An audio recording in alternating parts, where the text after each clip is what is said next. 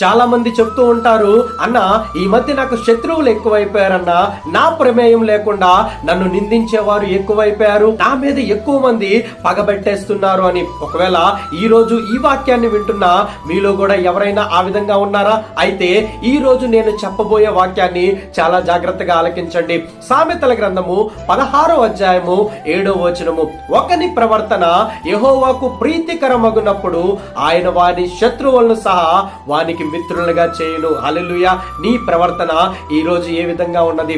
దేవునికి ప్రీతికరంగా ఉన్నదా, లేక నీ ఇష్టానుసారంగా ఉన్నదా? చాలా మంది దేవునికి ఇష్టానుసారంగా జీవించకుండా వారికి నచ్చినట్లుగా ప్రవర్తిస్తూ, వారికి మెచ్చినట్లుగా జీవిస్తూ, నాకందరూ కూడా మిత్రులే కావాలని కోరుకుంటూ ఉన్నారు. ఒకవేళ నీ ఇష్టానుసారమైన జీవితాన్ని జీవిస్తూ నాకు అన్ని కావాలి అంటే గనక అది ఎప్పటికీ నీకు దొరకదు. గుర్తు పెట్టుకో.